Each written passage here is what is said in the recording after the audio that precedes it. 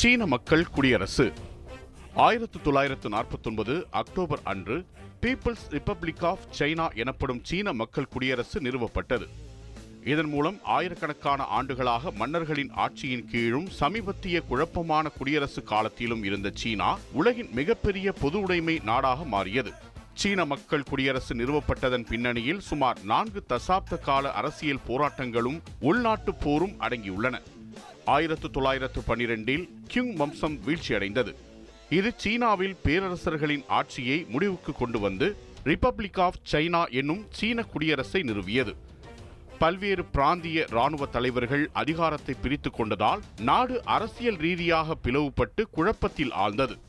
1921 சீன கம்யூனிஸ்ட் கட்சி நிறுவப்பட்டது.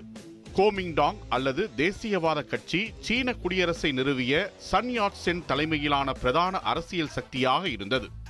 ஆரம்பத்தில் KMT மற்றும் CCP ஆகியவை ஐக்கிய முன்னணியை உருவாக்கின. 1927 KMTயின் தலைவர் சியாங் கை ஷெக் கம்யூனிஸ்டுகளுக்கு எதிராக ஒரு கடுமையான ஒடுக்குமுறையை தொடங்கினார். இதனால் முதல் ஐக்கிய முன்னணி முடிவுக்கு வந்தது.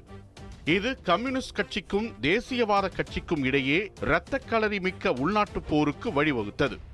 1934 1935 நடைபெற்ற லாங் மார்ச் எனப்படும் நீண்ட நடைப்பயணம் மாவோ சேதுங்கை கம்யூனிஸ்ட் கட்சியின் தலைமைக்கு உயர்த்தியது. 1937 முதல் 1945 வரை ஜப்பானிய ஆக்கிரமிப்புக்கு எதிராக போராடுவதற்காக KMT மற்றும் CCP ஆகியவை மீண்டும் தற்காலிகமாக இணைந்தன. போர் முடிந்த பிறகு உள்நாட்டு போர் மீண்டும் தொடங்கியது. சியாங் கை ஷெக் தலைமையிலான தேசியவாத கோமின்டாங் கட்சி மேற்கு நாடுகளின் ஆதரவுடன் நகர பகுதிகளில் வலுவாக இருந்தது.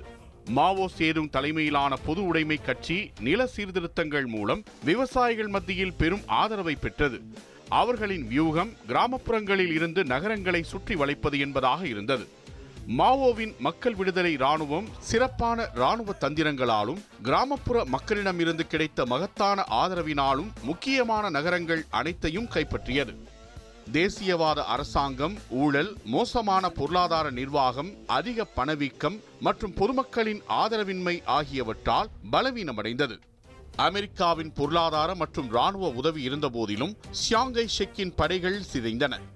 உள்நாட்டு போரில் தோல்வியடைந்த சியாங் கை ஷெக்கும் கோமின்டாங் அரசாங்கமும் தைவானுக்கு இடம்பெயர்ந்தன. 1949 அக்டோபர் 1 அன்று மாவோ சேதுங் பெய்ஜிங்கை தலைநகராக கொண்டு சீன மக்கள் குடியரசை அதிகாரப்பூர்வமாக பிரகடனம் செய்தார். உலகின் மிகப்பெரிய மற்றும் பழமையான நாகரிகங்களில் ஒன்றான சீனா பொது உடைமை பாதைக்கு மாறிய தினமாக இது வரலாற்றில் பதிவானது.